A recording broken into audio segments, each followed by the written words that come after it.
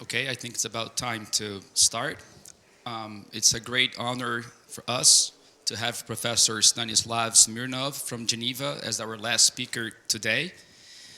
He has received many prizes and awards throughout his career, including the prize of the European Math Society in 2004 and the Fields Medal in 2010. And today he will tell us about 2D percolation. Okay, so thank you very much. Well, the honor is all mine. It's very, very nice to be back to IMPA. And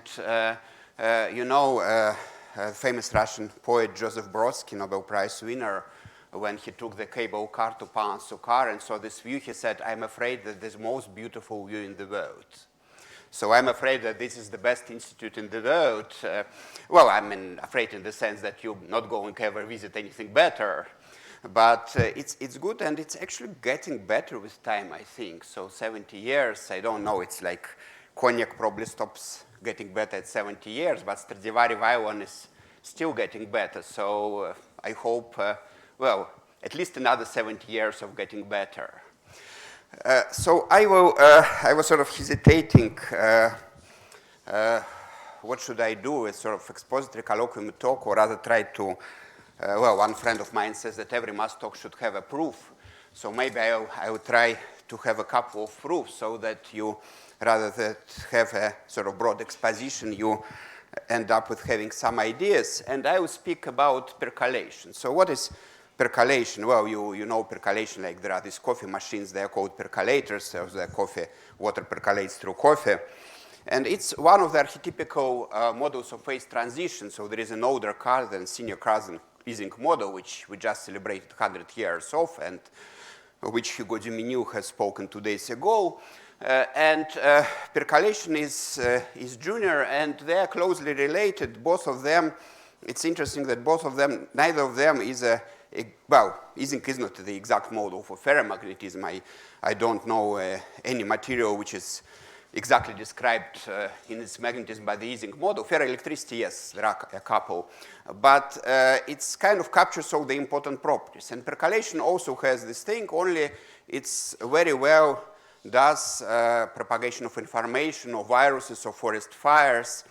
So the two models are closely related. So in one you study correlations of spins, in other you study sort of clusters. And this is sort of one of the sort of most famous models of percolation. It's a bond percolation on square lattice. You can imagine that you have a giant city, not Rio de Janeiro, but rather Manhattan. So it's a perfectly square grid of streets. And suppose that every street independently is closed with probability p between 0 and 1. And what happens is that if the probability is very small, there are lots of open streets, so you can drive north to south, downtown to uptown. Obviously, if every street is closed, you cannot. And then you expect that this property of being able to drive through, it changes continuously. But then you think, oh no. I mean, in real life, what happens is that the traffic sort of goes slow, but it still goes. But at one point, it just stands completely still. I once spent like 4 hours in a traffic jam in Moscow, and we moved like 200 meters, and I had my suitcases in the taxi, so I couldn't move out. And I had the same experience in New York. So there is this sort of phase transition. It doesn't change continuously. It's sort of you keep moving. And then at one critical value of PC, you stop moving altogether. And you can see it from this picture. So you see for the square lattice bond, PC is approximately 0.5. You can see it just by looking at the pictures. Now the question is how to describe this phase transition. What is the value of PC? Here it's 1/2, and I'll come back to this later. It's not always 1/2. For example, if you do side percolation square lattice, suppose that you close not the streets but intersections in square city. Then it will be approximately 0.59, and we don't expect a rational number here or a nice number. It's probably some transcendental meaningless constant. And if you for a moment forget that you are mathematicians and you think as a physicist, you see like the temperature at which the water is boiling is not 100 degrees. Its definition of 100 degrees, that 100 is such number at which water boils at sea level. If you try to deduce this 100 from the basic principles, probably you won't be able. And if you take another liquid like spirit, it will boil at much lower temperature, but it boils in exactly the same way.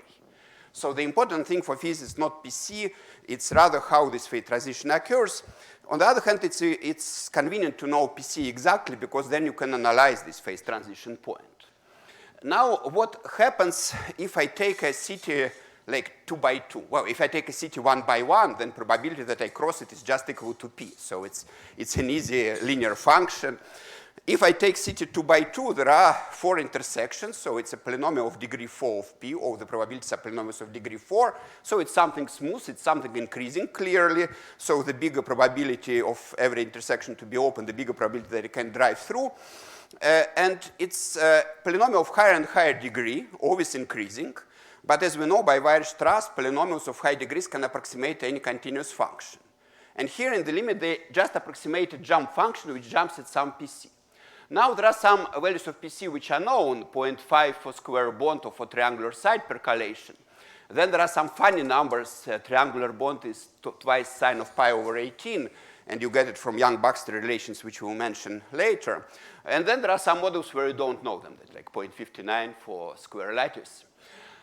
You don't need to pass to a limit. In that sense, you can do limit indirectly. You can study what is the probability that starting from Times Square or Red Square in Moscow, or say from Copacabana, you can drive all the way to infinity. Then the limit is built in the fact that you consider infinite plane. And then what you can fairly easily show that it's an increasing function. Then you can show with some work that up to phase transition point, up to PC, it's exactly equal to 0. And then it sort of increases, and then it was a big achievement of percolation in 2 dimensions that Kesten and others proved that it's continuous. So the phase transition is continuous. It's not that like at PC you immediately start moving. No, you slowly start moving in a traffic jam. And it's a wide open question for 3D because we don't have some of the tools. Now, why I will speak about critical percolation. Why study this critical regime is very unstable? Because it's either you move or you don't move. And that's because in real life, usually this P is varying with place. So for example, if you study forest fires, there are places of forest which are very dense. And if there is a fire there, they burn out completely. Then there are places of forest which are very sparse, so P is under critical, then the fire immediately stops. Now, if you have forest with varying density and it burns out, then, well, there are 2 ways that it stops. It stops at some highway or shoreline, so it's a bit of a cheating. But if it stops in the middle of forest, it stops in the region where P is approximately PC. And this has actually been proved by a student of Wendell and Ware, Pierre Nolan, so he analyzed this region. So it's important to study the criticality. And the funny thing that one of the things we proved that the dimension where the fire stops is for thirds. It's a fractal curve.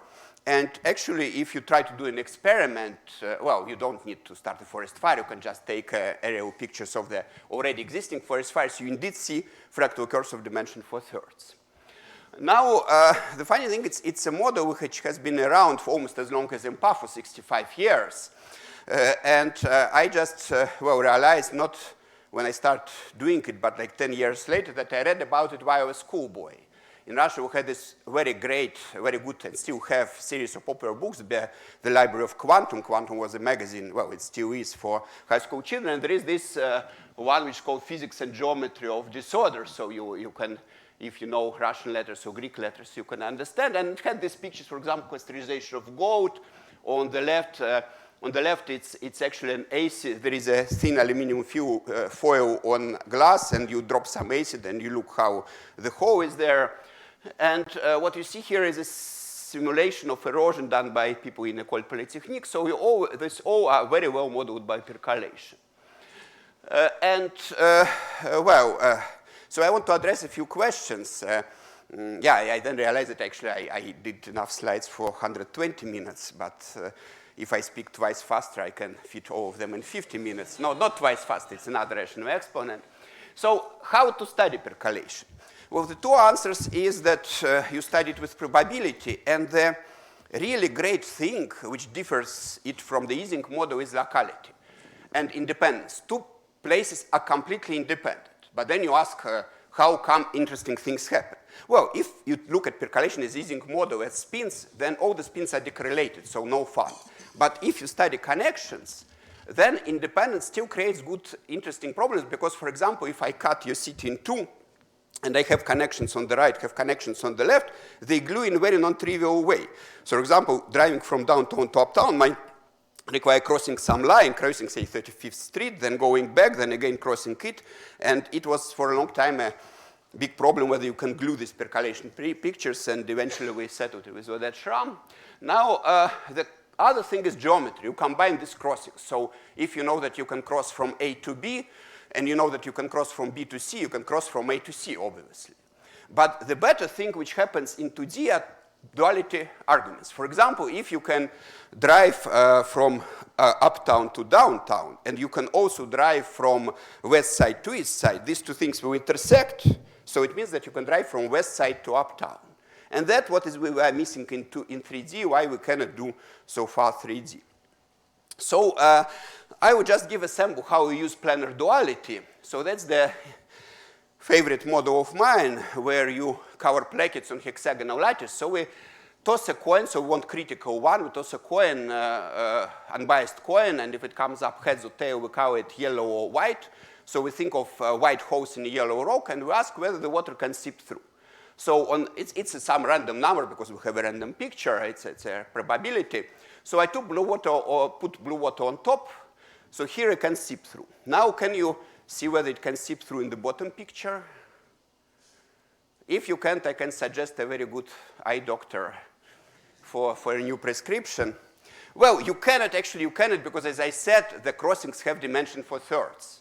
So if you have a box 1,000 by 1,000, the crossing is 1,000 to the power 4 thirds. How much is 1,000 to the power 4 thirds? 10,000. So it's 10 times longer, so it's very wiggly. It's hard to see. Actually, here you cannot. And the important duality property, which is clear here, is that either you have a vertical blue crossing or you have a horizontal yellow abstraction. And you know, there is a game of hex which was invented by a Danish guy, but then reinvented 2 years later by John Nash. And you still can see a copy in Princeton Common Room made by John Nash from cardboard, which where people put in turns blue and yellow hexagons. Well, I mean, yeah, I did this work when I was in Sweden, hence blue and yellow, but it's also very sort of political now. But so it's so yeah, let's keep it for that reason. The game, so he had, I think, white and red, which actually would be very Swiss. So that so two people put hexagons of their colors in turn, and the first wins if he has horizontal white crossing, and the second wins if he has vertical red crossing. And the lemma says that exactly one person will win. There is no draw, and exactly one will win. Okay, the first breakthrough was due independently to two groups of people, to Russe and to Seymour and Welsh, which observed that you can make a priori estimates that at this value of p, 1/2, you can always bound away from 0 and 1 probability of crossing a shape. And you start with symmetric shape. Probability to cross symmetric shape at value p is the same as 1 minus probability of an abstraction. And if p is probability for open, 1 minus p is for closed. So when you plug in p 1/2, you get that some number is 1 minus the same number. So you get that at 1/2, the probability is exactly 1/2. So I did something for hexagonal lattice. If you work on square lattice, you do it with squares. And then obviously you can convert it to a shape. And the important part here is that this estimate is universal. It doesn't depend on the size. It can be a square 100 by 100 or million by million. Still, you get the same estimate. And the Russe-Seymour theory says that you can deduce from these estimates from any sort of shape. So the easy part is that once you get an elongated, well, even 1 by 2 is enough, or 1 by 1.1 is enough, rectangle to cross, then anything you can compose out of this. For example, on this picture, what you see that, so what you see is that we did 13 copies of a 1 by 2 rectangle to span 1 by 8 rectangle. And each of them has a crossing with probability 1/2. No, not 1/2, some unknown probability. So in the end, with probability z to the power 13, we'll cross the big one because the crossings are positively correlated. If you have So sort of you can say that probability of crossing downtown to uptown is strictly bigger than probability of crossing downtown to the middle and middle to uptown. So it's sort of easier independence estimates. So the tricky part here is to get something elongated that I won't speak about. I will just, there are several proofs of it, and I think every probabilist has his own proof. So I have a very neat one, but the margins of this talk are not no longer now. But this is sort of an important thing, that for any shape, probability to cross it is bounded from below and above by some numbers, which depends on the shape, not on the size.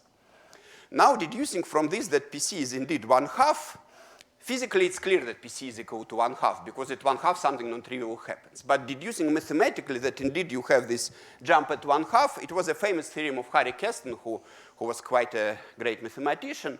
And recently it was simplified by several people independently in different ways, by myself and Hugo Dumigny and Vincent Tansion. And it's not like, it's interesting, it doesn't mean that these people were stupid before, they were very smart.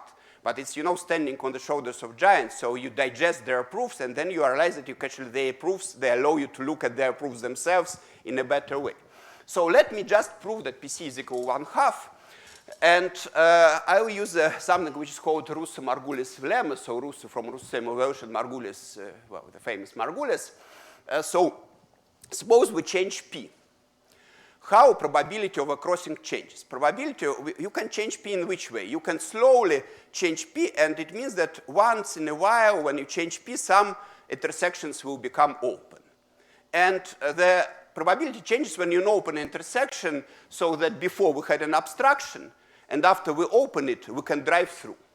So such intersection is called pivotal. And for this particular event, pivotal intersection is such intersection that there is a yellow abstraction passing through it. And there is also a blue road passing through it. And so changing it, we change some global things. So it's you change just one intersection in city, 1,000 by 1,000, but it changes completely whether you can drive through. So the important observation is that there might be several pivotal things. So there might be yellow abstraction where in a few intersections you open either one of them and then you can drive through. And that you also notice with Google Maps when you are stuck in traffic. And Keston actually realized that these 4 arm events together with 1 arm events, they describe everything about percolation critical or off critical. So it's very easy if you, it's an easy exercise in coupling, so you consider, well, how you couple 2 percolations at different values of P. You consider a model where you toss a coin with 3 sides. With probability P, it's open. With probability epsilon, it's half open. And with probability 1 minus P minus epsilon, it's closed. And then you compare that whether you can drive through using open intersections, whether you can drive through using open and half open. And obviously half open, they add you some probability. And then you get this, that derivative of probability crossing probability is expected number of pivotals. Now let's try to estimate. Suppose we want to estimate derivative of a crossing event. So we need to estimate expected number of pivotals. And let's start by observing that the probability that we have an abstraction is 1 minus probability that there is a crossing. So that's an easy event. Now, well, there is an abstraction. There might be several abstractions. Let's choose the southernmost abstraction. So we push it down. What does it mean that we cannot push it down further? It means that there is a blue traffic on the bottom to every point. So this is the boundary to which you can always drive from the bottom. And then it depends only on the bottom. But since it depends only on the bottom, it's completely independent of upside, of uptown, and uptown we can resample. And this is sort of the key argument here, that you not always you can resample something, but if you come up with this sort of conditioning that something depends only on one area, then the other area you can resample. Now let's resample this area, and probability that you can drive through this area is certainly bigger than probability you can drive through the city, because you need to drive only halfway. So you get that probability that there is a pivotal point is bigger than P times 1 minus P. It's already a good estimate, because it basically says that the derivative is at least, well, when probability is close to 0, you have stupid estimate. When it's close to 1, you have stupid estimate. But when it's about 1/2, you get already estimate that derivative is at least 1/4. So you're already getting through this sort of threshold phenomenon. But suppose we have one crossing like that, but let's play the same game again. Let's push it to the left. Again, we have the whole area to resample. And now we don't need to cross all the way to uptown. We just need to get to this Broadway on which we can drive uptown. And then we use this Russo-Semmelweis trick. So if we have a scale n by n, how many concentric annuli of the same shape I can draw? Logarithm n. The usual thing that you have annuli from n to n 1/2, from n 1/2 to n 1/4, from n 1/4 to n over 8. So we have logarithmic number of annuli. For each of them, Russo-Semmelweis tell us that there is a positive chance of having a crossing. So the expected number of crossings, and hence expected number of pivotals, is at least logarithm n. So we get this estimate. If you are really careful, if you think about it, you can also build around each of them, again, sort of system of anomalies, so you get actually a power law, n to the power a, and if you know conformal invariance, which will be the last theorem of this talk, then you can do n to the power of 5/4. But the important is that there is some power of n, so this is the estimate we get, that the derivative of our function is at least 1 minus function times n to some power, where n is the size of the box. So basically, what happens? The function starts when it is small. So let's, when in the beginning we have a small function, and then this estimate is stupid because we have small number times something. But once the function reaches something bigger than n to the power minus a, already we have an estimate here, which is at least a constant. So the derivative must be high. But then it hits 1, and again, this term becomes small. And essentially, this estimate, it tells that it's inside this sort of zigzag shape of width n to the power minus a. And this theorem doesn't tell you what is PC, but it tells you that it jumps from 0 to 1 within width n to the power minus n. So indeed, you have this phase transition. And the bigger is the city, the faster this phase transition occurs. So in city 10 by 10, it's 10 to the power minus a. In city million by million, it's million to the power minus a. And it's actually, since it's a power law, you very fast, you get to very, very sharp jump. And that was actually what you see with traffic. That really, that when Google traffic hits some number, then the city stands still. So it's really, really very, very, very, very fast. Okay, so that actually also gives for square lattice of a hexagonal lattice PC equal 1/2, because we know that at 1/2 this crossing number is non-trivial, so 1/2 is in this window, so this zigzag happens at 1/2. But can we calculate power laws or dimensions exactly?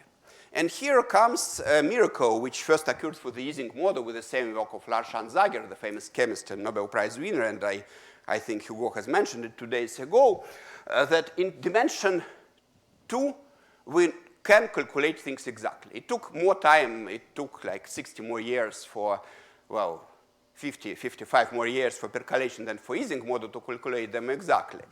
And it's a miracle because in dimension 3, we expect exactly the same behavior, but there is no exact calculation. And you know, at the first when Hansager did his exact calculation, it was a shock because you have phase transition, you have a function which is 0 and then non-zero, and he writes an analytical formula for it. An analytical formula is a limit of polynomials, which is 0 and then analytic function. So it was a shock at the time, and it's no longer a shock. So unrigorously, it was done by conformal field theory starting 30-something years ago, and more in the last 20 years, we did it with discretizations of complex analysis and famous Schramm-Cecily process. So for percolation, it started with a crossing event. It was the first thing which allowed us to put the foot into the door and then do all the other stuff. And the interesting thing that people who started working with it, myself and Leonard Carlson at the Schramm, were motivated by Robert Langlands. And that's the Robert Langlands, who wanted to formulate Langlands' program for understanding conformal field theory. And he had a series of very interesting papers with numerics where he studied probabilities of crossings with Pouillot and Saint-Naban. And they checked numerically that there is scaling limit, that if you send mesh of the lattice to 0, then for a given shape, there is a limit of probability of crossing. Then at criticality, it's independent of the lattice. So you can take triangular bond where critical temperature, critical P is twice sine pi over 18, or you can square bond with 1/2. Limit is the same. And then they asked around, well, what should be this limit? And Michael Eisenman said to them, well, look, conformal field theory just appeared like 3-4 years ago. No, even less, it was just 3 years ago. And physicists predict, Belavin, Polякov, Zamolodchikov, and that this number should be conformally invariant. So if you have two shapes, well, if you have any shape with 4 points marked and you want to drive from one arc to another, any such shape can be made to a rectangle. And to a unique rectangle of conformal modulus, which is modulus of this shape. So that should be the answer, said Michael. And then they checked it, indeed it was true. And then this paper was very widely read, and they told this to John Cardy, who was a physicist, and he immediately wrote the answer. Because what he did, he took his favorite shape wasn't a rectangle, his favorite shape was a half plane. He fixed 3 points, and he started moving the fourth one. And not only probability of crossing has some sense in physics, but also its derivative in z has some sense in physics. And then you can relate them by hand waving, and then you get a Riccati type equation of the type f prime is equal to f squared. And it has a solution, and this solution is called hypergeometric function. It's one of the possible 99 definitions of hypergeometric function. So it's the simplest function which is not algebraic. And his derivation is unrigorous, but it was very convincing. And it's unrigorous not only in the last part, but also he postulated that there is a scaling limit. And but that everyone in physics believes because Wilson got the Nobel Prize for a normalization group, which says that there is a thing. And he postulated that it's conformally invariant, which was this sort of leap of faith of Polякov that things should be conformally invariant. Okay, so that was the Cardy's formula. There is another way to write it. You can also write it in an integral. But Leonard Carlson, who is a complex analyst, when he saw it, he said, well, I've seen this formula. It's a Christoffel-Schwarz formula for mapping to equilateral triangle. Because if you have hypergeometric function 1/3, 2/3, 4/3, that's a mapping to a triangle where the slopes are exactly 1/3, 2/3, 4/3 of the full angle. So it's equilateral triangle. And to resolve that equilateral triangle, it's really a beautiful formula. So probability to cross from the bottom to an interval of length L is exactly L. And that generates lots of excitement because one thing is trying to prove that something is equal to this horrible dinosaur alligator formula, which takes half a page. And something else, just doing this for equilateral triangle. And that was also strongly suggested it should work on hexagonal lattice. Of course, that was a misconception because we have here this because it's related to field theory where a parameter is 60 degrees, not because of it's better on a lattice, but coincidentally it was better on a lattice. That's another way to write this hypergeometric function. It's some integral that's basically the simplest integral which you can integrate as an algebraic function. Well, basically that's the thing, that theorem which we want to prove that there is a scaling limit of crossing probability. So if I fix a shape and I send mesh of the lattice to 0, these numbers, they converge to something. This scaling limit is conformally invariant. And if you map it to half plane, it's this huge formula. If you map it to equilateral triangle, it's this nice formula by Leonard Carlson. And we were able to prove it, well, already quite some time ago. And the difference with Cardy's argument was that we, instead of moving point Z on the boundary, we were moving it inside. And we were looking at the probability that there is a blue cluster which separates A and Z from C and B. So on the boundary, it's crossing probability. Inside, it's something else. Then you get 3 functions like HA, HB, HC. And it turns out that these functions are approximately discrete harmonic. And they are, in some sense, harmonic conjugates. And then we were able to figure out boundary conditions. And then we got the proof. But there was something I was always unhappy with this because I got a proof for the Ising model later, and there it was very logical. We construct the complex fermion, etc., very physical. And here there was some sort of miracle. And it was like one-legged miracle, which was sort of limping on one leg because the functions, they were not exactly harmonic. They were approximately harmonic. And it was very fine for like Leonard or myself. Okay, I mean, we analysts, we can prove it in one line. But it was totally baffling for the probabilists or mathematical physicists. And then it took quite some time to fix it, and it happened sort of unexpectedly. I asked a student to prove it for square lattice, and he came up with an idea which allowed us to fix this proof for hexagon. So we rewrite it as a model which is called O1 model. So well, it's a long story. When Ising did his model, he showed that it has no phase transition in dimension 1. And he wrongly concluded that it has no phase transition in all dimensions. And his thesis was widely read, and some people you might have heard about, like Heisenberg and Dirac, they read his paper, and then they concluded they should come up with a new model for magnetism. So Dirac suggested something rather crazy with electrons jumping long distances, and Heisenberg suggested a model where vectors are not plus minus 1 like in Ising spins, but they're vectors on a circle or on a sphere, hence O(n) model. So, and then people figured out how to make n any number, not necessarily integer. And this model has a loop representation, so I won't relate them to.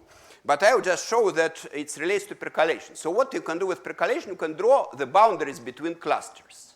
And then if I erase the covers, I get this picture of loops.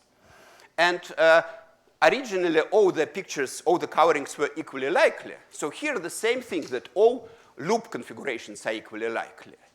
And you can uniquely reconstruct one picture from another. So like that, it's a children's coloring book. You can cover it in blue and yellow uniquely if you fix cover of one of the hexagons. So there is this factor of 2.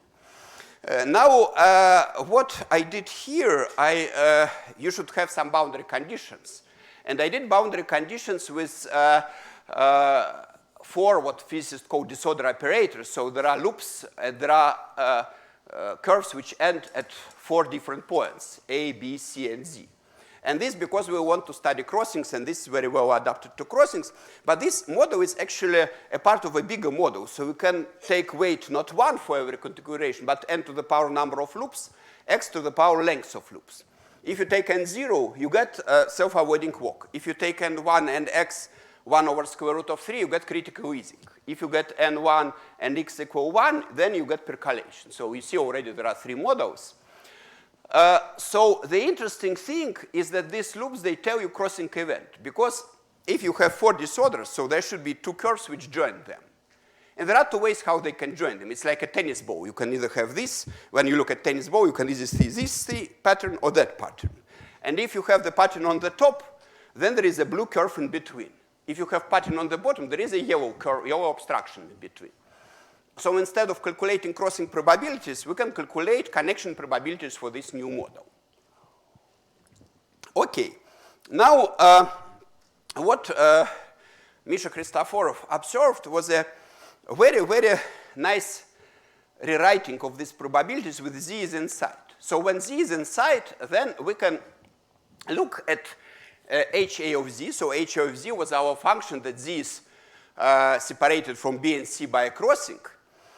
But we also can write the function in this model. And this is number of configurations which have this property that Z is connected to A and B is connected to C. They can be connected in other ways. So the observation is that these 2 pictures have exactly the same probability.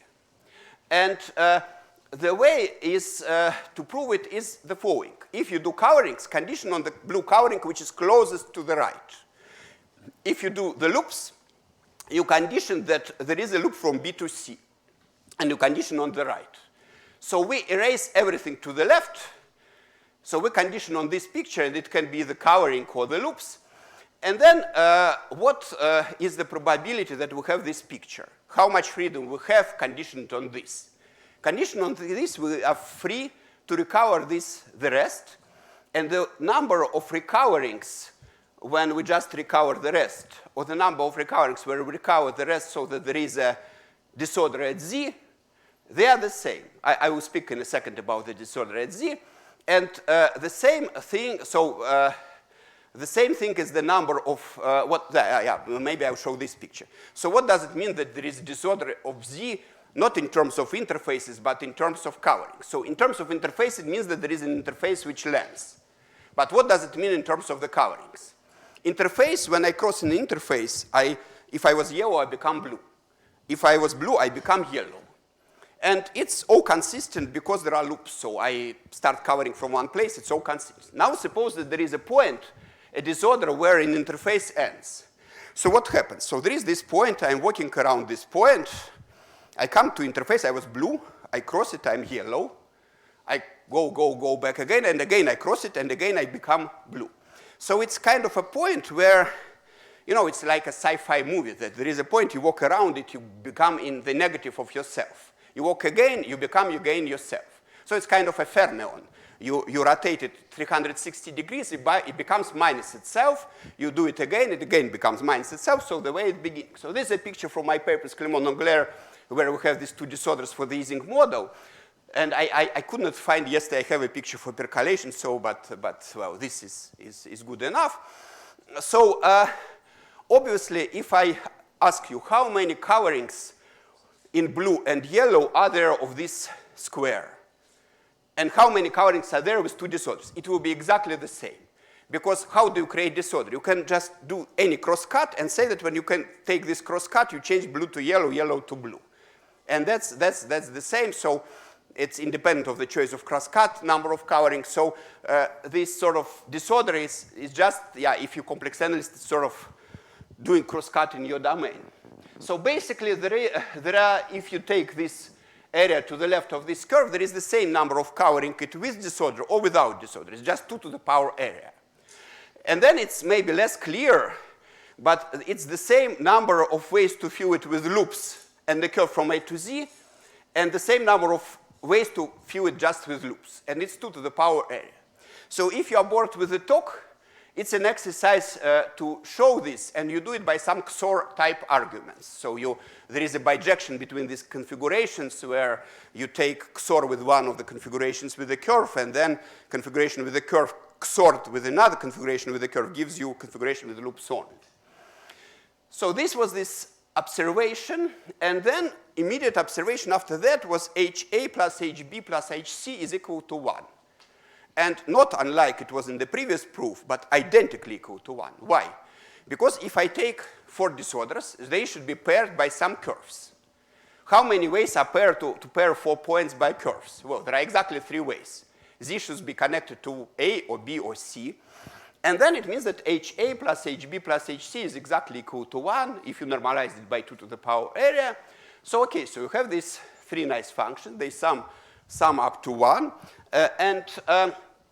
Now we consider a different function. So before we consider it, we want to find something harmonic on the plane, or better yet, something analytic.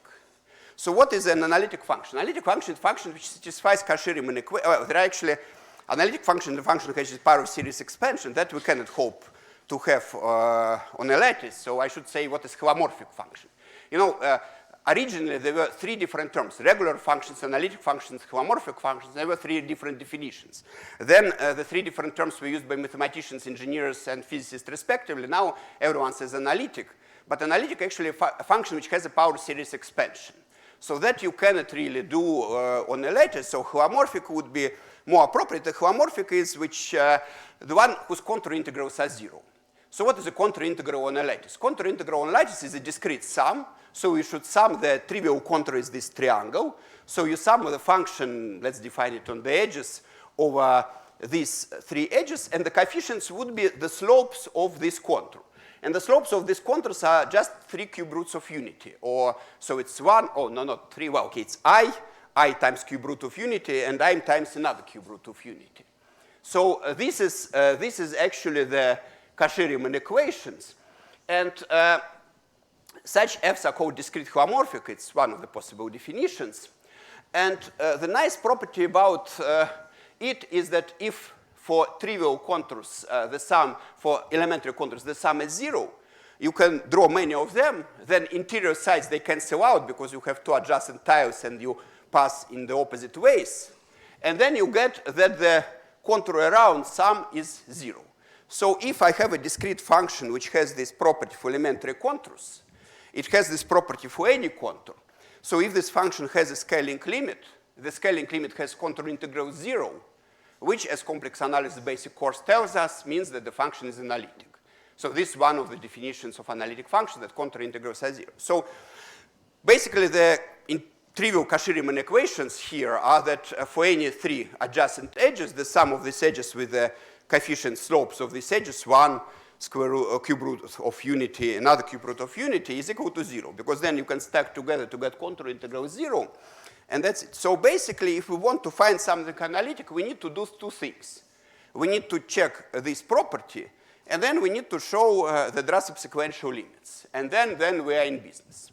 Okay, so how do we check this property, and for which function? So we know that sum of h's is equal to 1, and I can quote something different from them. Well, 1 is actually an analytic function, but it's trivial, so it's not interesting. So I sum h's with coefficients which are 3 cube roots of unity, 1 tau and tau squared, where tau is one of the cube roots of unity. And it's interesting because any number in the plane can be written as a unique combination of these three vectors with coefficients summing to 1. It's the so-called barycentric coordinates. So it's not that we have a redundant coordinate. It's really they're all needed because they're all conditioned to sum to 1. So this is the sum of the things. And we need to check these Cauchy-Riemann equations. And Russo-Seymour-Welsh theory actually tells that these functions are Hölder continuous. So we get for free the subsequential limits. But how do we check this thing? And we check this thing in a very easy way. It's kind of train tracks game. So suppose we want to evaluate our function at three edges which are adjacent to a vertex. And we study what are the possible pictures. The possible pictures up to rotations are the following, that there is this curve which comes here, or there is this curve which comes here and there is a loop, or all the three curves come to this point.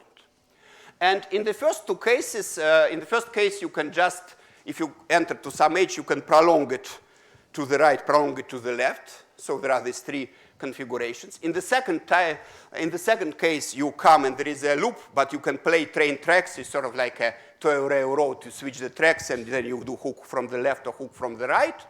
And then the third one is the most interesting because when you change railroad tracks in the third one, you change function HA to HB, HB to HC, and you use these coefficients 1 tau tau squared. Now, these are the contributions I've written to the functions, 1, 1, 1, 1, 1, 1, because it's the same function. And in the third case, we change the function to 1, 1 tau tau squared. But now we plug in coefficients from Cauchy-Riemann, and we get 1 times 1 plus 1 times tau plus 1 times tau squared. So with some 3 cubes or roots of unity, we get 0. Second case, the same. And the third case, there is a miracle which happens. We have 1 times 1 plus tau plus tau squared times tau squared. So we sum 1 plus tau squared plus tau to the power 4. Again, it sums to 0. So this tells us that our function is discrete analytic. Russo-Seymour-Welsh tells us, I don't want you to bore you with this, but it tells you that function is Hölder continuous, so there are subsequential limits. And now we want to show that subsequential limits are the same. So we want to show that, we want to figure out what this function is. So we need to know boundary values. Suppose the point Z is on a boundary, then the boundary values are crossing probabilities, but immediate observation, you see that if Z is on the arc AB, only two pictures are possible. The third picture is not possible because of the planarity. Since only the first two pictures are possible, and we use barycentric coordinates, our function on this arc is convex sum of 1 and tau. So our function inside was convex sum of 1 tau and tau squared, but on this arc it's convex sum of 1 and tau. And on the next arc it's convex sum of tau and tau squared. On the third arc it's convex sum of tau squared and 1. So we have an analytic function in the domain, and on three boundary arcs are mapped to three intervals 1 tau, tau, tau squared 1. So it means that it's an analytic function which maps boundary of domain to boundary of equilateral triangle, and then by argument principle, it's the map what Carlson predicted. Of course, if you prefer hypergeometric functions, you can do this thing with the half plane, but I prefer equilateral triangles. So that's the proof, and you know, apart from Russo-Seymour-Welsh, which was common in this area, and now we have much simpler proof of it, I basically told you the whole proof. And it's sort of the new proof it takes with all the details and all the bibliography, 9 pages, and it was so short that it was rejected already in 2 journals. For that reason that it's too short. Yeah, maybe I should add some more pages. Well, voila, the formula. Now I have 5 minutes and 57 seconds left, and I'm about halfway through. So what follows from crossing probabilities? Everything follows from crossing probabilities. So there, like 25th frame, I've just flashed a few things. So it turns out that if you know just one observable, be it spin correlation or crossing probability, you can deduce the law of interfaces. And that was this general thing of Oded Schramm, that you draw an interface for percolation, this picture from his paper, and then you describe it, you draw it, and you describe it by Loeffner evolution, so you describe conformal map which opens up this slit. And Loeffner said that if you want to describe conformal map which opens the slit, you only need to know where the tip of the slit goes. So basically, you drive in a hyperbolic plane with a constant speed of 55 hyperbolic miles per Euclidean hour, and you should just know how you turn the wheel. But if you observe just one observable, you can deduce how we turn the wheel. You don't need to know the whole trajectory, you just need to know any observable. And that is enough, so it's, well, actually, since then, we proved for quite a number of models, then you have SLEs. But basically, the calculation is you plug in Cardis formula in this thing, and you get a calculation. You can plug in some other formula, you get some other speed. But here you get that you turn the steering wheel with the speed square root of 6 times Brownian motion, and that gives you a fractal curve because you jerk it in a very fractal way, so if policeman sees you, he will stop you. Okay. And then in the other direction, you can use this thing to do calculations, and for example, one of the things we calculated, that probability to escape from 0 to infinity for p bigger than pc, it behaves like p minus pc to the power 5 over 36. And before, it was really a riddle to me how you get these numbers, because physicists we're getting them as weights in some representations. We get as a main eigenvalue of a PDE, so it's much more clearer to my soul what is going on. Now the question is, can we do other probabilities?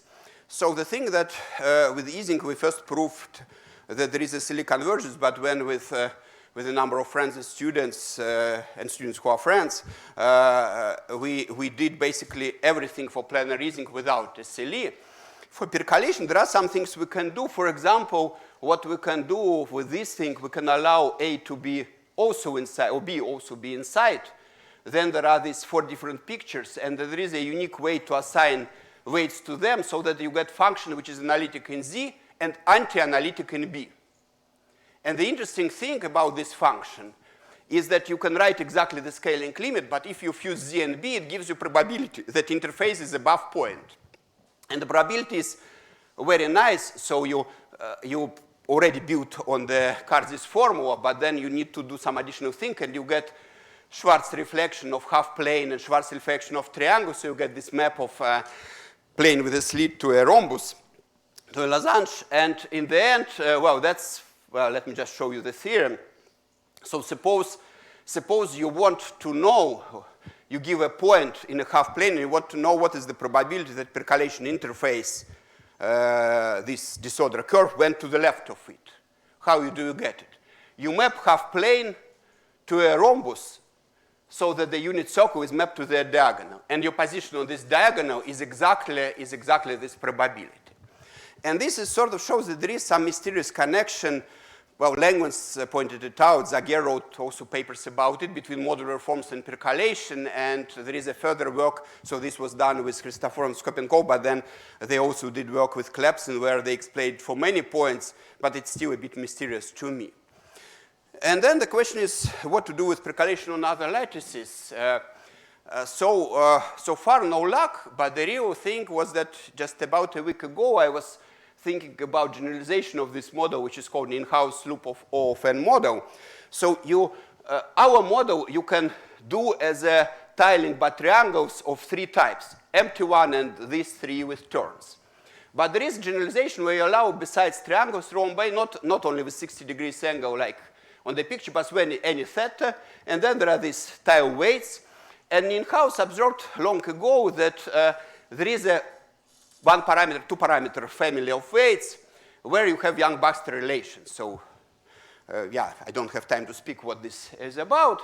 And this is sort of interesting because you can forget the first one, the last ones, then you get this.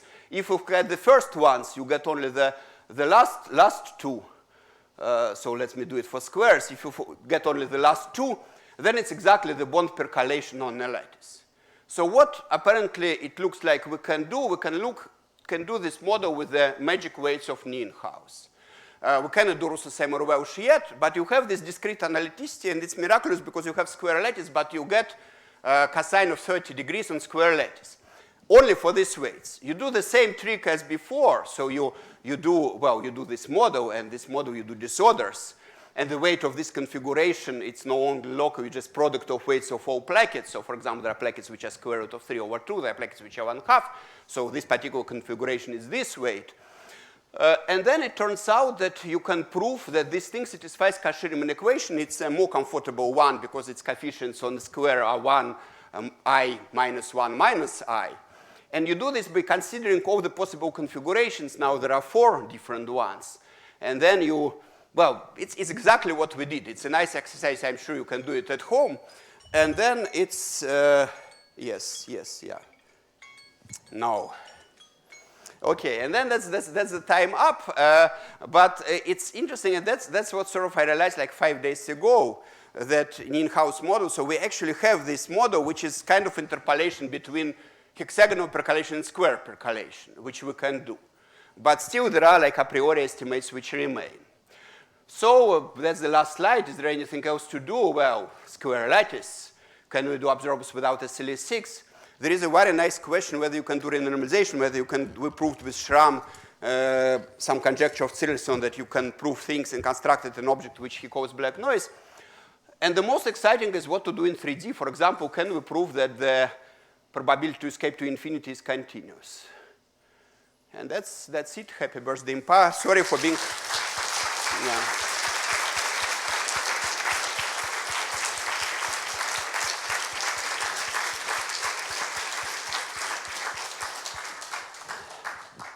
Thank you. Are there questions? Yes, please. By the way, while the mic is going there, I discovered already when we did that the first time percolation was formulated as problem was in American Mathematical Monthly in 1894. So it's actually older than IMPA, twice older than IMPA. And you can see this problem, so that's the problem, how it was formulated there. And there is an incorrect solution also. But then editor writes that if someone submits correct solution, we'll be happy to publish it. Took 106 years. Please, the conformal invariance of the transition probability, can you formulate it precisely? Okay, yes. I can formulate it precisely. Well, that was the question, yeah. It was the question to formulate, to say whether I can formulate. Yeah, that's... So for any shape, we take any shape. So quadrangular shape. We superimpose lattice with mesh delta.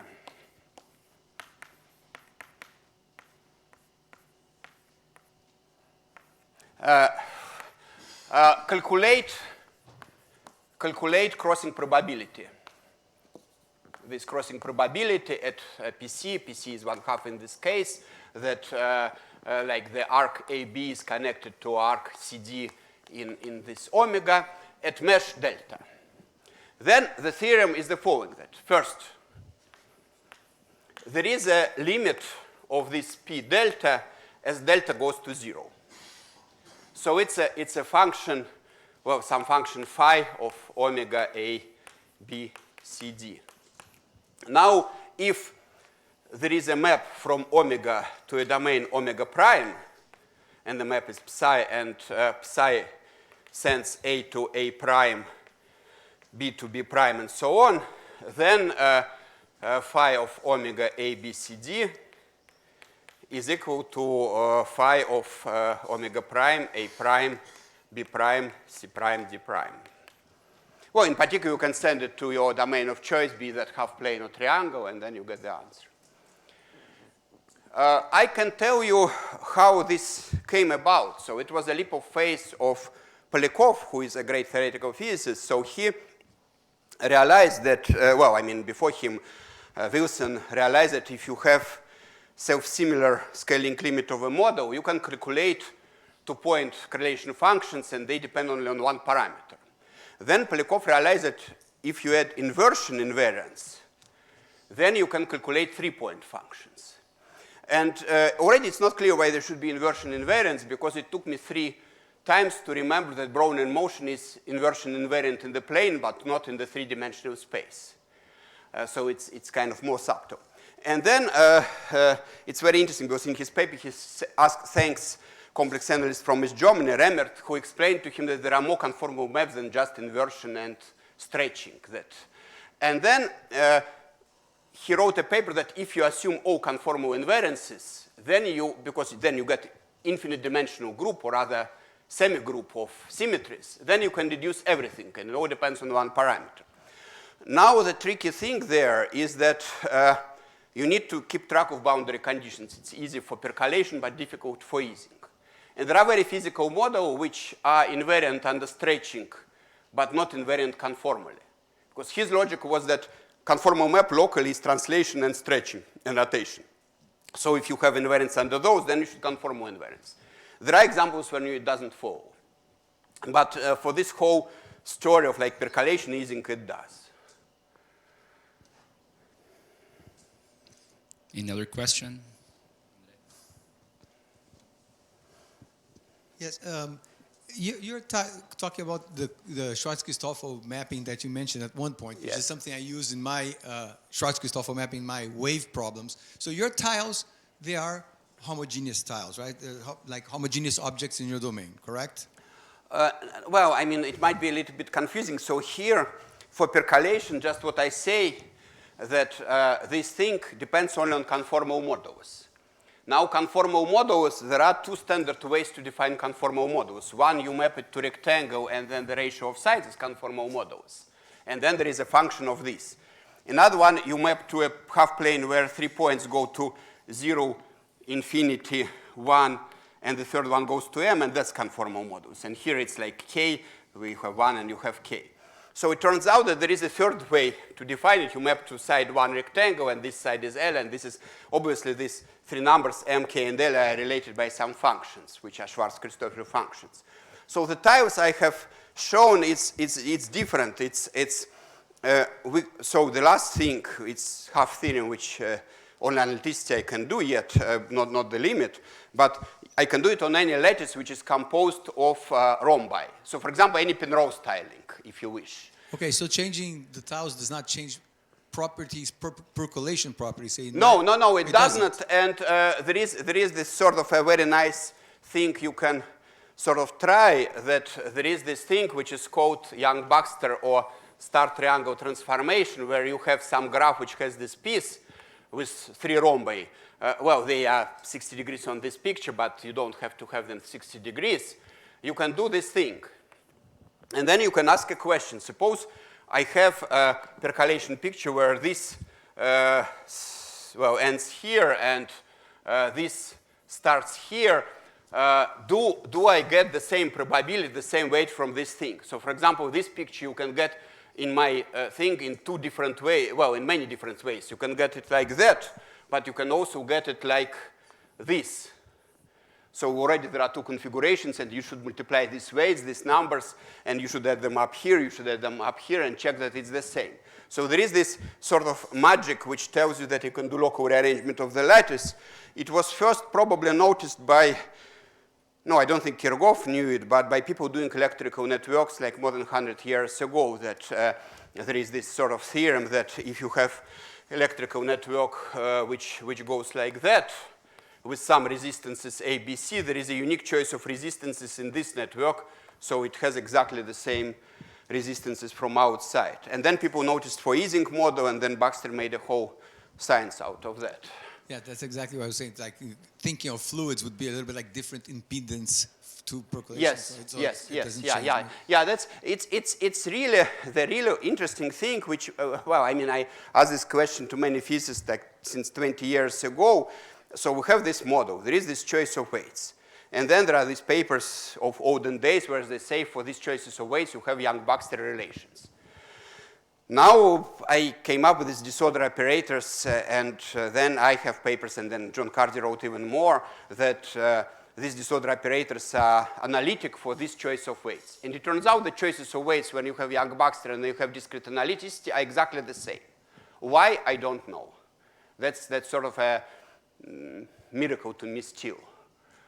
But it has been the case in all the models, and it has been the case for the seizing pheromones. And now, I mean, I only last week realized that apparently this percolation observer also works for this model.